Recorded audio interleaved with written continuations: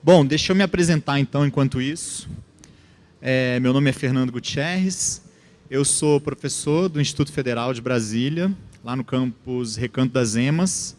Lá a gente tem um curso de audiovisual e a gente está para estrear, inaugurar, lançar 2 cursos novos, pelo menos, o curso de animação, um curso técnico subsequente em animação, e o curso superior, né, em cinema, em audiovisual, né? Eu me formei no CEUB, em publicidade.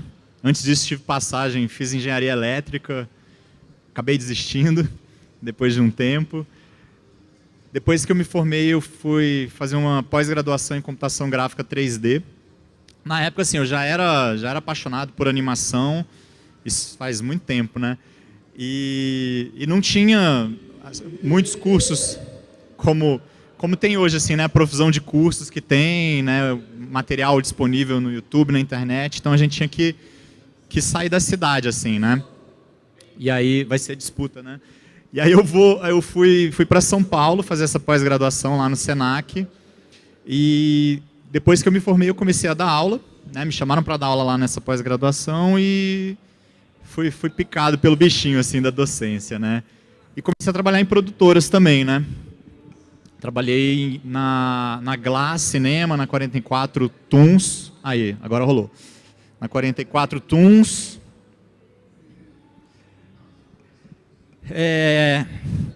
E segui, assim, né? Dando aula e trabalhando com produções de animação, né?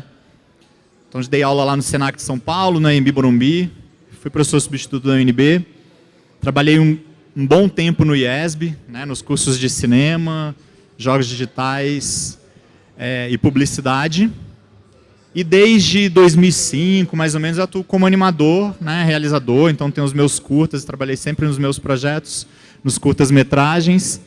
E projetos de amigos, de parceiros, né? E em produtoras. E atualmente eu estou na finalização do meu primeiro longa-metragem, que se chama O Sonho de Clarice. É um filme que, desde a primeira ideia, de quando a gente sentou para escrever o primeiro argumento, até hoje já tem aí uns 9 anos, né, de dedicação.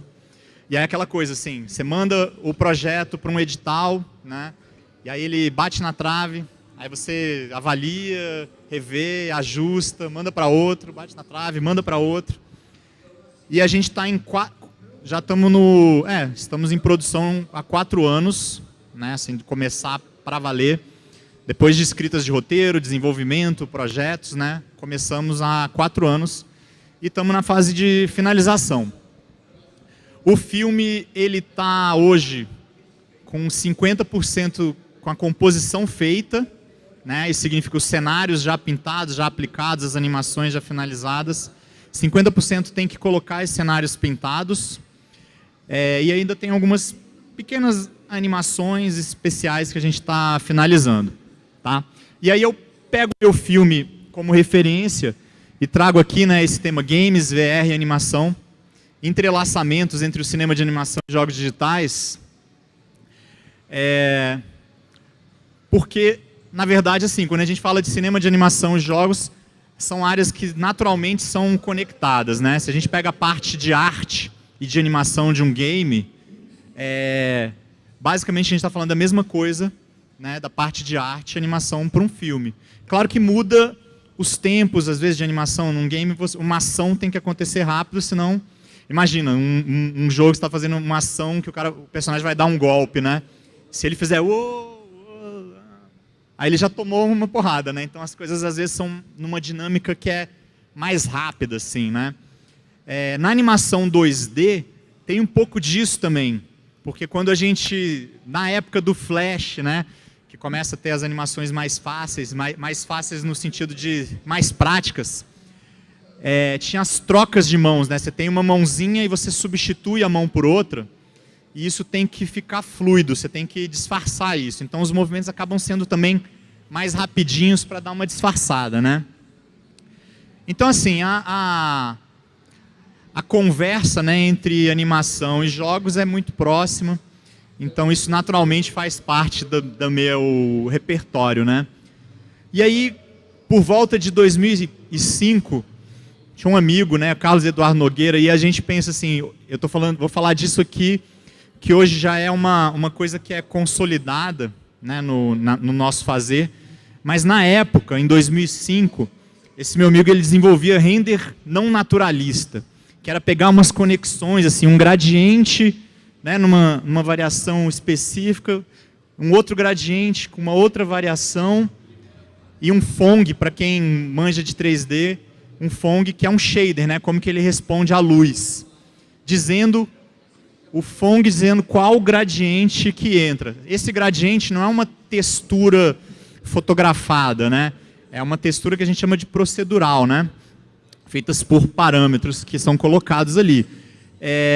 E na época, a gente discutia e brincava muito com isso, porque tinha a questão do tempo de render, né? Então, assim, se falava muito, quanto tempo que demorou, eu lembro que tinha o tempo de render de um frame de carros. Tinha demorado 2 dias, né? Então, aqui alguns exemplos. Vida de inseto, tinha frame que demorou 2 a 3 dias. Isso, claro que varia de frame para frame, né? Porque um filme vai ter... Se é um frame que mostra o chão, é uma coisa. Se é um frame que mostra uma floresta inteira, com água, com reflexão, é outra coisa, né? Então, o tempo de render varia. Mas aqui só alguns exemplos, né, de como que isso levava muito tempo para renderizar e como que isso inviabilizava a produção independente. Assim. Eu, Fernandinho, ali no meu computador em casa, se eu fosse fazer um filme, se eu fosse renderizar um filme da Pixar, eu ia levar uns 90 anos renderizando, né, no meu PC.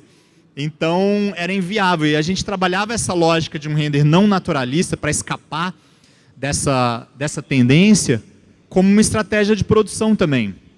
Então era sempre assim, a meta era, cara, o render não pode demorar mais de 3 minutos, né? Então tinha essas coisas que a gente explorava.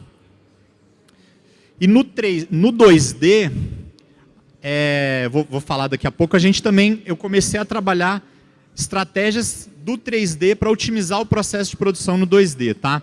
Isso aqui não é só, vocês devem estar familiarizados, né? O Lumens do Unreal, né, Engine, que hoje em dia você faz render fotorrealista em tempo real, né?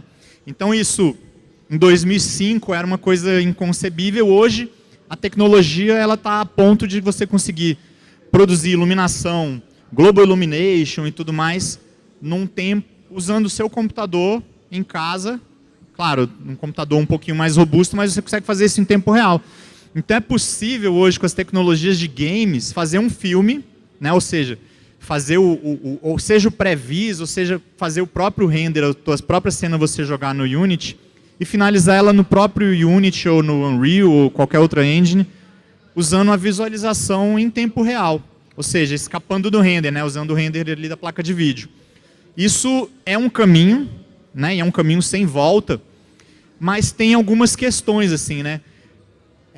Essa perspectiva que se deu para um fotorrealismo, a gente vê nos jogos, que é incrível, né? Só que leva para um lugar. Então, quando a gente quer escapar desse lugar fotorrealista, quais outros caminhos que a gente pode explorar, né? Bom, indo um pouquinho para a concepção de cenários em 2D, né? A gente tem, eu uso um software chamado Tumbum, né, que hoje domina o mercado, para o bem e para o mal, né? Porque sem concorrência, enfim, eles ditam algumas regras. Então, o que acontece? A gente, na animação 2D, a gente tem um processo de criação de cenários, né? Usando imagens em vetor. Uma imagem em vetor, grossíssimo modo, significa que você pode dar um zoom, né? Eu posso fazer um zoom aqui, nesse pedacinho, e ele não vai perder resolução. Ou seja, eu consigo fazer um close muito fechado, e eu posso usar esse close. Tá? O que acontece, então? Na produção de séries, se faz muito master shot, ou seja, um cenário, em que desse cenário, por exemplo aqui, né? Você pode tirar vários planos. Isso é uma coisa muito comum. Tá? Ou seja, você fez um desenho de cenário, complexo ali, elaborado e tudo mais, e desse cenário você vai tirando, né? A pessoa está passando no fundo, você faz um plano ali dela. Ela vem em primeiro plano, senta na cadeira, você faz outro plano dela na cadeira. Isso otimiza demais, porque ao invés de você fazer, só que nesse recorte, né? 1, 2, 3, 4, 5 desenhos, eu faço um desenho. E é muito comum você ter um desenho, uma ilustração e tirar às vezes 20 planos. Ou mais, tá? E isso tem uma implicação, quer dizer, tem algumas implicações, né? Algumas vantagens e desvantagens.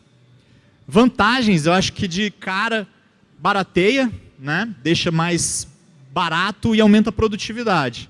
Mais barato porque ao invés de você fazer 20 desenhos, você faz um desenho e tira 20 planos, né? E aumenta a produtividade naturalmente, porque, né, você com um desenho você já consegue fazer às vezes uma sequência inteira do teu filme, né? Então isso de fato, na animação 2D, quando a gente pensa em produção de série, que você tem um tempo curto, às vezes 1 ano ou 2 para fazer uma temporada inteira, ou seja, um episódio a cada 3 meses, geralmente, você tem que fazer as coisas mais a toque de caixa, né?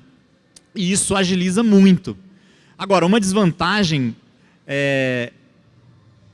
enfim, uma desvantagem para mim que era importante, que a gente pensou nisso para fazer o filme, é a questão de como limita a movimentação dos personagens. Então, se a gente for olhar série de animação, até voltar aqui para o desenho, é muito comum os personagens estarem na pose de 3/4, né? Então o personagem está sempre ali andando de 3/4, né? Às vezes de frente, às vezes de lado, mas tem séries que o personagem, você consegue fazer um personagem nessa pose e você pode usar ele na tua série inteira, tá? Isso é legal também, facilita, agiliza o processo, porque quando você constrói o rig do personagem, você pode fazer ele numa pose só, né?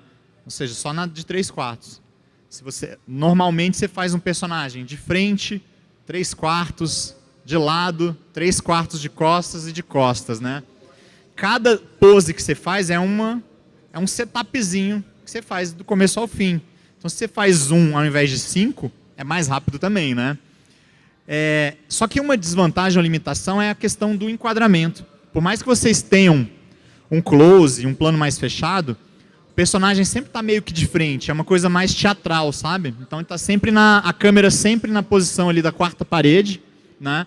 E os personagens estão sempre encenando para a câmera, mais como se fosse num palco de teatro italiano, né? Que as pessoas estão ali e você está encenando para cá. Isso limita bastante quando a gente pensa na lógica de cinema, tá? Bom, e aí no filme, como que a gente fez para escapar dessa lógica? Ou seja, quando a gente, enfim, começou a pensar no filme, como que seria ele, tinha sempre essa questão, vou fazer ele em 2D ou vou fazer em 3D? O 3D é naturalmente mais caro de se fazer, né? Ao mesmo tempo, poxa, eu vou fazer um filme em 3D e uma animação, longa-metragem em 3D, e aí eu vou naturalmente ser comparado com a grande produção que a gente tem. Né? Se eu vou fazer um filme em 3D, é impossível comparar com um filme da Pixar, porque, quer dizer, eu vou ser comparado, mas é impossível colocar de igual para igual, porque o orçamento é muito diferente. Um orçamento de um longa, de baixo orçamento, né, no Brasil, hoje, está aí na faixa de uns 2 milhões, tá? Tem filmes, acho que o Menino Imundo custou 2 milhões, né? Tem filmes que custaram menos. Agora você pega 2 milhões de reais, né? E pega uma produção que custou 300 milhões de dólares, sabe? Não dá para fazer nem 1 minuto de um filme, sabe? De um filme desses. Que tem, sei lá, equipes de engenheiros, né? Para fazer o cabelo do bicho. Então, assim, não, é muito difícil de comparar. Então, o caminho que a gente escolheu foi escapar do 3D, e usar o 2D como estratégia. Ao mesmo tempo, e a gente vê isso nas produções de longa nacionais, um jeito comum, ou usual que tem sido feito, é buscar esse modelo de série, porque é mais rápido, mais barato, mais prático, para fazer um longa. Só que aí o longa fica com cara de série. E aí você vai no cinema e tem questão do público e tal, tem várias questões aí, né? Então, qual que era a questão? Como produzir ilustrações de cenários com as variações de ângulos que eu queria? Então, eu quero um cenário, eu não quero filmar tudo de frente, eu quero fazer um detalhe, mas eu quero um detalhe que seja, ao invés de ser a câmera fechando aqui, eu quero que a câmera seja daqui para lá. Eu quero poder escolher aberturas de ângulos, tá? Quero poder trazer variações. E aí que entra um pouco essa ligação, essa conexão com o 3D. Então, o que a gente fez? Vamos ver se toca aqui. A gente usou o 3D como base para a ilustração 2D. Eu vou deixar tocando e vou falando aqui. Então, uma coisa que a gente fez... acho que está tocando, né?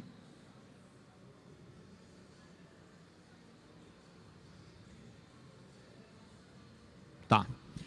Uma coisa que a gente fez foi construir um house creator tabajara, né? Um criador de casas.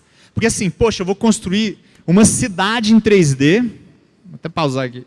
Construir uma cidade em 3D para tirar a ilustração 2D. Pô, isso não é muito prático, né? Se eu for fazer 3D para tirar o 2D, eu vou ter 2 trabalhos. Então, essa cidade 3D tinha que ser também fácil de fazer. E a gente pensa, cara, existem programas que criam cidades, né? Isso é uma coisa que está aí no mercado. Só que eu queria a minha cidade, né? E aí que é a coisa, eu quero fazer usar um criador de cidades que crie cidade com uma arquitetura mais, que parece, sei lá, Nova York, vai ser fácil de achar. Ou uma arquitetura medieval, vai ser tranquilo de achar.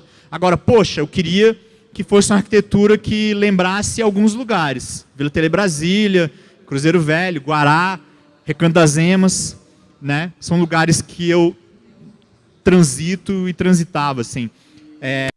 Como que eu faço isso? Então a gente criou um modelo de casa em que eu tenho casa de 1 pavimento ou 2 pavimentos, variações de telhado e variações de janelas e portas. Com isso, ou seja, sei lá, algumas poucas variações, se eu tenho 3 variações para cada um, imagina a quantidade de casas que eu posso criar. Tá? Então a gente fez...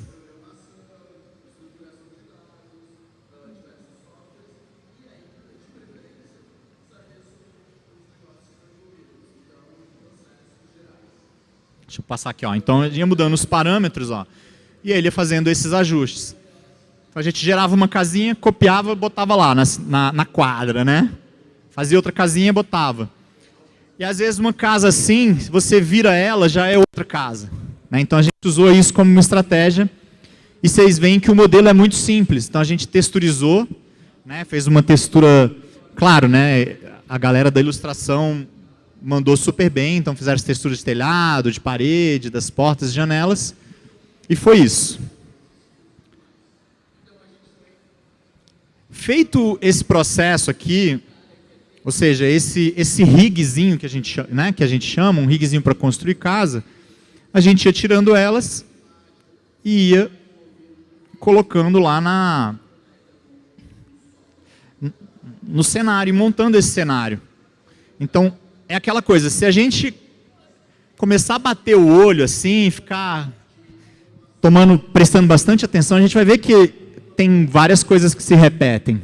Só que na hora que você soma tudo, a gente não percebe isso, né? Então a gente tem uma construção da quadra que funciona. Aqui algumas construções específicas, que era a escola, que a escola da personagem principal, a Clarice. Tem também o parque, tá? O parquinho. E tem outras áreas específicas aí que a gente criou, né? E aí, claro, a gente vai sempre trazendo as referências. Por exemplo, a quadra onde tem o parquinho era uma praça central lá na Vila Tele Brasília.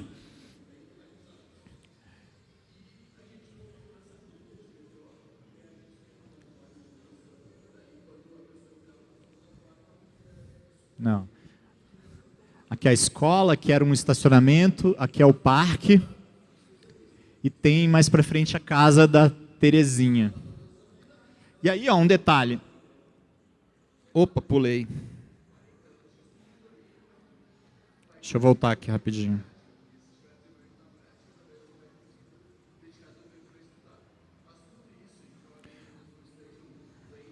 Um detalhe aqui.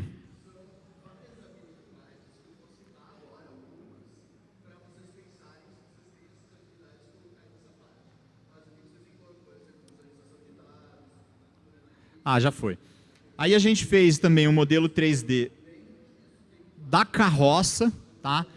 Essa carroça, a gente usa ela, faz o render dela, né, para usar nas externas, e também tinha a versão interna, porque boa parte do filme se passa dentro da carroça, né?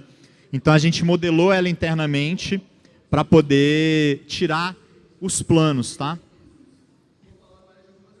Deixa eu avançar aqui, que eu estou preocupado com o tempo. Então, ó, a interna aqui da carroça. Aqui foi uma modelagem específica também, porque tem uma cena que eles estão andando numa área comercial, né? E aí tem uns túneis ali. Que túnel que tem em Brasília, né? Tem o túnel ali da rodoviária, e tinha essas entradas de serviço lá no setor comercial sul. E a gente usou como referência. Eu lembro que eu fui de madrugada filmar. Deu um pouco de medo, assim, que lá fica meio sombrio o negócio. Mas eu fui lá registrar à noite, porque eu queria tudo vazio, sabe? De manhã tem muito carro, e aí perde um pouco o clima. Então aqui a gente também modelou para fazer o take. E, bom, aqui é para vocês verem layout, né, e depois a pintura do cenário. Então, eu vou fazer assim, eu vou tocar, esse aqui é um compilado de alguns planos do filme, já com a composição feita, mas basicamente, qual que era a vantagem de fazer essa cidade 3D? Depois que ela está pronta, a gente pegava os planos, então você pega a câmera 3D, posicionava no enquadramento que a gente queria, você pode abrir o ângulo, fechar o ângulo, mudar a posição. Isso tem uma vantagem incrível em relação ao 2D, porque se você faz o cenário na ilustração 2D, e aí chega lá para a direção e fala, não é esse enquadramento. Eu quero a câmera mais alta, eu quero a lente mais aberta. Você vai ter que fazer de novo, né? Aqui não, a gente fazia a câmera, batia, falava, é isso mesmo? A câmera é essa? Fechou. Batemos o martelo, fechamos. E aí agora tirava quase como um print, tirava um render usando o renderizador em tempo real, tá? E aí essa imagem renderizada era usada como base para fazer a pintura. Então ela já tinha umas texturas das casas, de chão, e aí fazia os retoques, né? A equipe de arte fazia os retoques e depois pintava para finalizar. Como as etapas foram encavaladas, vou tocar aqui e eu vou falando. Como as etapas foram encavaladas,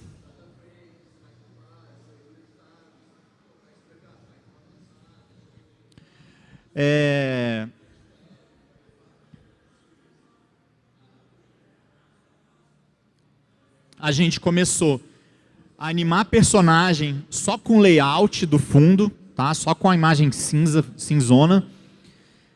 Depois a gente começou a colocar os cenários pintados, tá?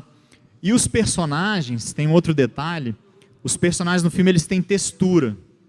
Isso no caso do software 2D, o Toon Boom que a gente usou, a textura pesa muito, né? Então a gente animou o filme inteiro sem textura, e agora a gente está nessa fase de composição aplicando as texturas nos personagens, ou seja, substituindo o rig sem textura pelo rig com textura, né? E aqui ó, a cidade, com a pintura feita, com camadas, aqui já está separada em camadas, né, bem 2Dzão. Mas tudo isso foi feito a partir do 3D. Esse cenário também, enfim, todos os cenários, né? Quer dizer, todos não, alguns foram feitos de maneira mais tradicional, sem referência, mas 95%. Aquela entrada lá, que estava na imagem anterior.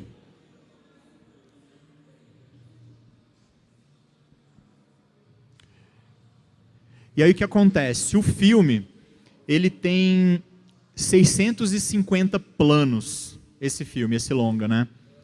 Se a gente fosse fazer 650 ilustrações individuais sem essa referência, ou sem essa base, A gente já está ilustrando até hoje, tá? Então isso facilitou muito o processo.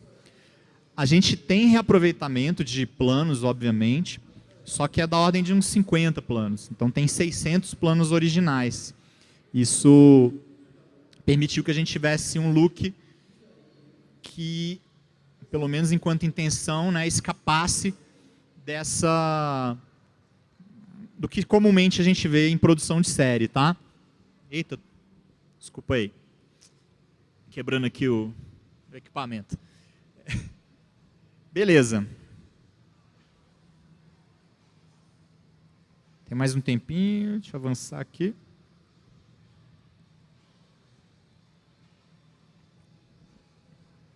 Aqui também um detalhe.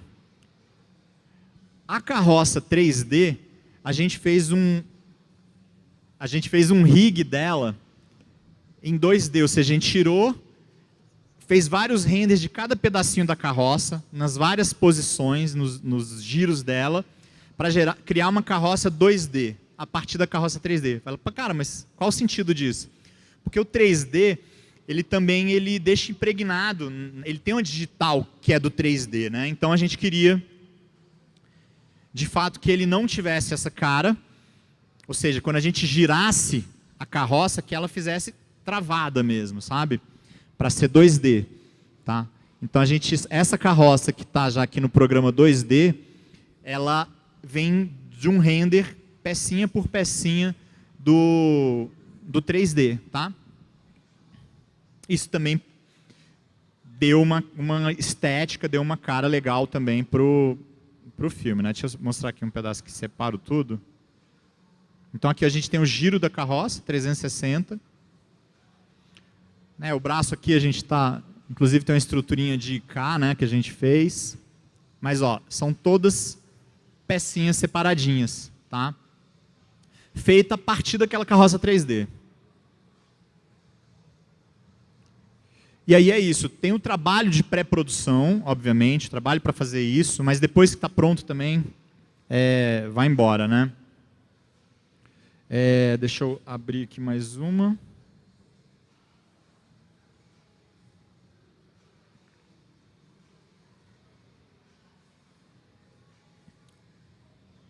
Tá.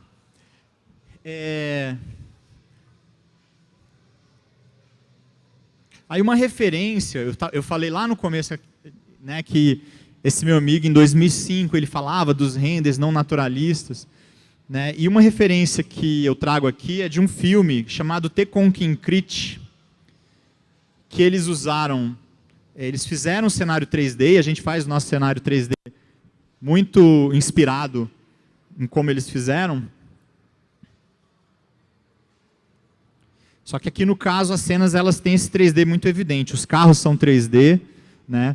Mas o cenário assim são essas chapinhas com a textura aplicada, né? Então a textura pintada, a ilustração feita com a textura aplicada no 3D, né?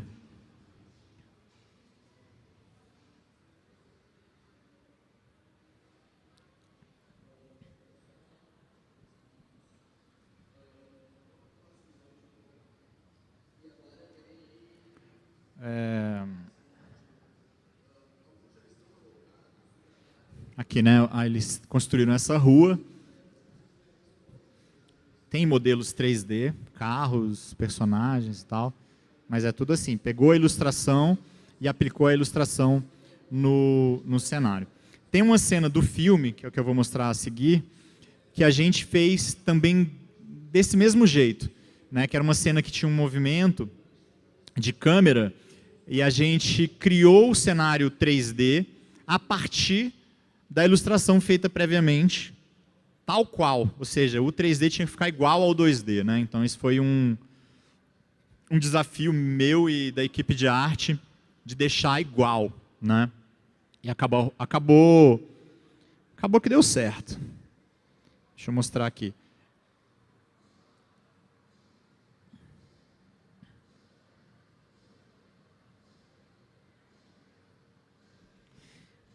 Esse aqui a gente chamou de carrossel, que era inclusive inspirado no Norman McLaren, de alguma maneira, nas engenhocas dele.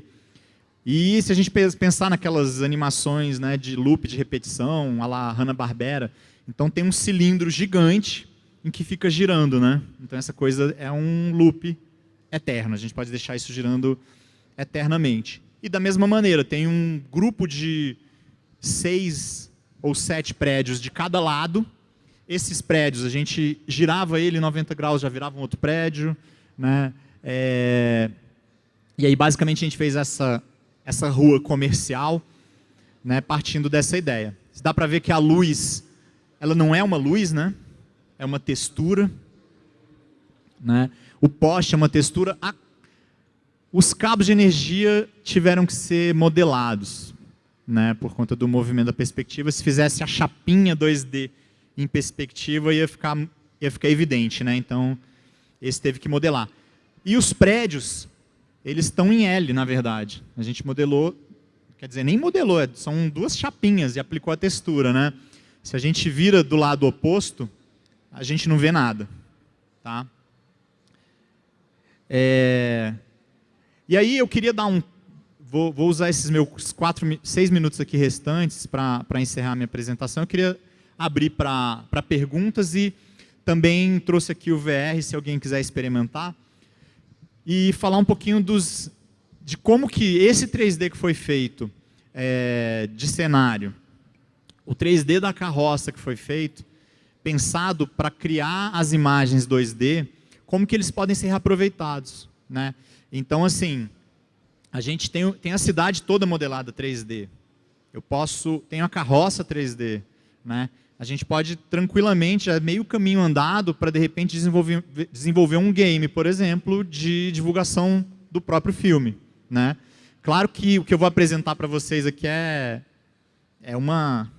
A gente ainda não está nessa fase, né? Estamos fazendo as animações, não, a composição do filme, mas aqui é uma aplicação, né? A colocação do cenário, da carroça, e a gente pode fazer um passeio virtual. Então pode tranquilamente ali isso passar para um game, né? Que é isso.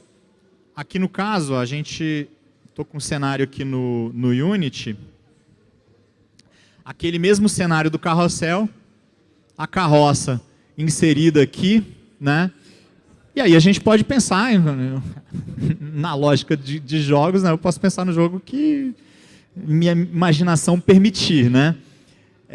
No caso aqui, a cidade vai girar aqui e a gente vai poder observar. Mas é isso, a aplicação desse cenário e a aplicação desse modelo 3D que foram feitos para a produção do filme, na verdade já está pronto, já está dado, né? Então, não teve um custo para desenvolver isso, já estava ali, então é só uma aplicação ou outra. Então, assim, como que a gente sai do 3D para criar ilustrações 2D, e como que esse 3D que a gente usou para isso pode voltar também em outros desdobramentos, né? Então, são possibilidades que essas relações aí, né, entre jogos, entre 3D e 2D, nos permitem, né? No caso aqui, deixa eu mostrar aqui, ó. Então a gente tem a carroça, bonitinha aqui, né? E temos a cidade, né? Ó. A cidade nesse carrossel, olha lá. É isso aqui, tá? E ela fica girando, né? Aqui eu botei ela girando lentamente. Mas, na verdade, é isso. Simples assim, né?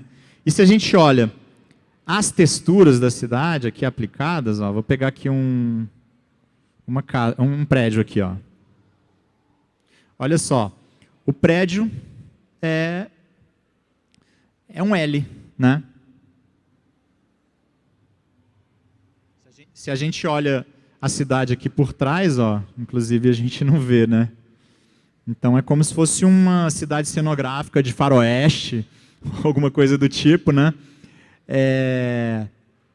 Em que a gente, enfim, pode aproveitar e reaproveitar, né? E dar outros usos àquilo que a gente pensou de uma maneira inicial, e a gente pode pensar em outras formas E o 3D permite isso, né? Uma vez que você está com ele pronto. Claro que no 2D, se você tem um cenário, você pode reutilizar. Se você tem um personagem que está feito, rigado, construído, com seu giro 360, você pode usar tudo isso para uma série, por exemplo, para um outro filme, uma sequência, né? Isso você aproveita, tá? Mas é isso. Eu queria... Acho que eu queria convidar uma pessoa aqui para botar o VR. Alguém anima, não? Você? Venha. Vamos ver se funciona, tá?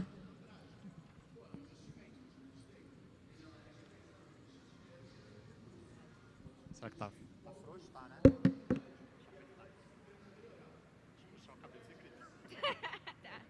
Tem um controle aí, não? Controle? Como assim? Ai, meu Deus, que loucura. Pera aí, vou dar o play aqui. Vou dar o play, vamos ver se funciona.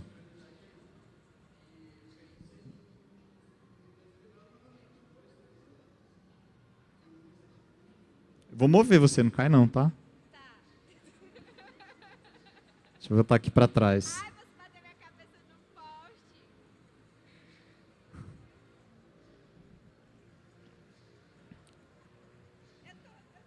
Você tá do lado da carroça. Aí segura, senão você cai. É, você tá voando.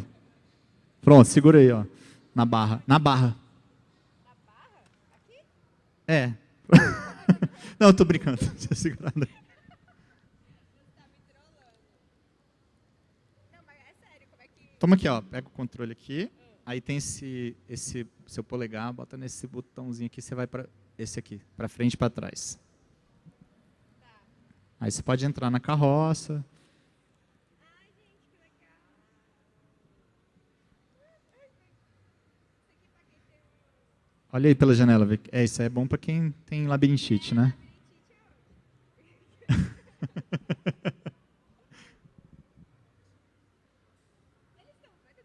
Estão vendo. Tá, aí eu posso sair? Pode.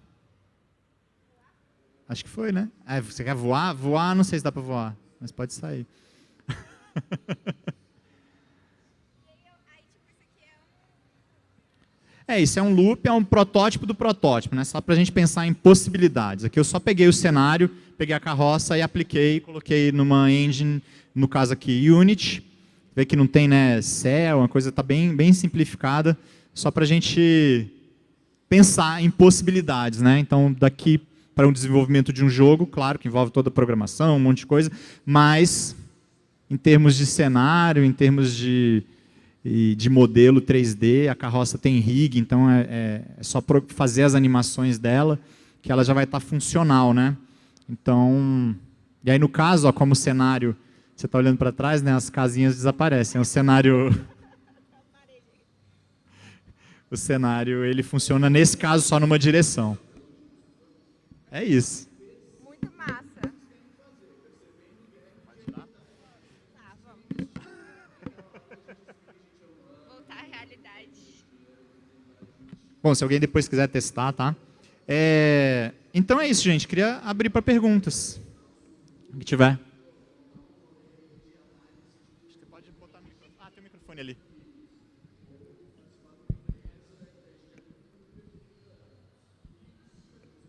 Oi. Primeiro, queria parabenizar esse trabalho aí, representando Brasília. Eu achei maravilhoso. E eu trabalho numa empresa, né, do grupo Banco do Brasil, e essa semana a gente começou uma conversa lá sobre metaverso, né, o famoso metaverso. E aí a gente teve algumas conversas lá com a empresa, né, possível parceria. Eles mostraram projetos e tal, só que assim, eu confesso que atualmente, como é o metaverso hoje em dia, eu ainda acho ele um pouco meio tosco, sabe? E aí uma coisa que eu até cheguei a propor para o pessoal, para ver se eles conseguiam fazer ou não, né, em um tempo hábil, foi essa visão de 3D com um envelopamento meio 2D. E aí eles não souberam explicar direito e tal. Mas eu queria perguntar de você, você acha que isso é uma possibilidade para futuramente, dentro dessa questão do metaverso, não ficar tão... Porque assim, hoje em dia eu olho o metaverso e vejo um Second Life renovado, né? O que você acha sobre isso? Então, é porque assim, quando a gente fala metaverso, né? O que é o metaverso, né? Porque tem várias... Se você está num universo de realidade virtual ou dentro de uma plataforma de um game, como Second Life, né?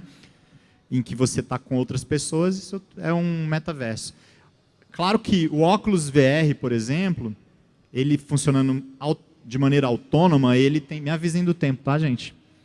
De maneira autônoma, ele tem limitações, né? De processamento e tal. Se você conecta ele no computador, né? Você já vai ter outra qualidade de imagem, né? Só que isso encarece, né? Então ele fica restritivo pra caramba, né? Então tem essa limitação dos modelos, das texturas, dos materiais, que também não acho muito atraente, né? E outra, eu estou num ambiente que faz aquilo, eu vou fazer aquela mesma coisa que eu faço aqui, né? Então a gente fica se perguntando por quê. Mas assim, tem alguns, por exemplo, na pandemia teve um movimento que eu acho fantástico, o movimento, por exemplo, do GTA RP. Não sei se vocês já ouviram falar, né? Todo mundo deve acompanhar uma galera aí, né? Que basicamente é isso, é um metaverso, só que com uma qualidade muito massa, porque você tem o GTA rodando por trás, né? Mas é isso, você tem uma cidade com 800 pessoas juntas, convivendo e fazendo suas coisas, e aí tem... Claro, tem uma narrativa específica ali, né? Que o cara é policial, é ladrão, trabalha no hospital, né? Tem uma condição narrativa ali que é mais específica, mas é um metaverso, né? No caso não em VR, mas um lugar que você tem uma qualidade de imagem, de render. Eu acho que isso, a meu ver, faz diferença assim, para deixar mais atraente, né? Sem dúvida, assim. E não sei, né? Disseram, né, que deu essa flopada aí, né? Que teve esse boom, vai. E quando entra em VR, se a gente olhar também historicamente, a realidade virtual ela tem vários momentos, né? E vem, aí volta, sobe. Até o cinema que tinha aquele anaglifo, que era o verde e vermelho. Acho que era verde e vermelho. Que você ia para o cinema, que teve também seu momento. O cinema 3D teve seu momento, já está em baixa, né? Acho que é uma coisa cíclica. Eu acho muito massa, né? Mas eu acho que a limitação, a barreira tecnológica, o custo ainda muito alto, é impeditivo, assim. Você pega um MetaQuest, que acho que lá fora é uns $300 o mais barato, né? Acabou, você já excluiu, né? Então ele é excludente, né? E aí tem outras iniciativas, né? O Google Cardboard, que era interessante, que você usava o celular. Então tem muitas coisas que são bacanas, mas acho que ainda, quando a gente tem 15, falta ou acabou? Geral. Ah, tá. Quando a gente tem uma novidade tecnológica, a gente sempre tem essa coisa do deslumbramento, né? Encantamento, que legal, que legal. E depois a coisa calma, e a gente tem que pensar que usos que a gente pode dar para isso, né? Então acho que o metaverso, ele está nessa fase, a meu ver, de assentamento, né? Teve esse boom e agora? Tá, né? Não é bem assim. O que a gente pode fazer, né? Mas não sei, ainda para mim ainda é uma interrogação. Valeu. Alguém mais quer perguntar alguma coisa? Alô? Opa. Meu nome é Pedro, eu trabalho com modelagem 3D para jogo. E eu queria saber quais softwares vocês usaram na produção do filme e ainda estão usando, e o porquê de você escolher esses softwares. Tá, a gente usou... Assim, na minha formação, eu comecei com o 3D Max, né? E aí, quando eu fui bater no primeiro emprego, né, procurando trabalho, falaram, tem que aprender a mexer no Maya, né? Aí eu comecei a estudar o Maya, e aí fui fazer a pós-graduação, que era no Soft Image, né? Que era um software que eu adorava, ter com que Concrete usou ele e tal. Aí a Autodesk comprou o Soft Image e a gente já sabia que 3 anos depois, aí matou. O programa incorporou as coisas boas para o Maya, né? Enfim, eu transito pelos softwares, né? Então, nesse caso, a gente usou o Blender, né? Por ser gratuito. E agora, nesses processos de transição, a gente está usando o Maya, né? Então, usei o Maya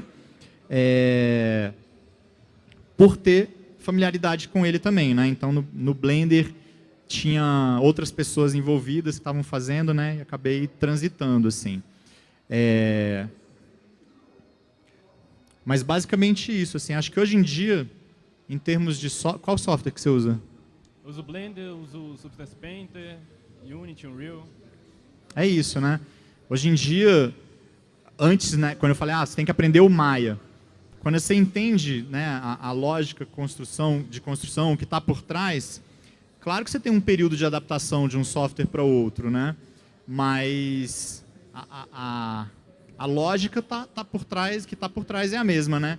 Então, assim, esse aqui eu coloquei no Unity, né? Mas dava para colocar no Unreal, que também não ia ser uma coisa de outro mundo, assim. Ou até no Roblox editor, que você tem uma engine que dialoga com essas, né? Então acho que é um pouco isso. Mas a gente acabou usando o Blender e posteriormente o Maya, né? Valeu. Mais alguém? Tranquilo? Suave? Dúvidas? Quem quiser... Cadê? Quem quiser entrar em contato, qualquer coisa...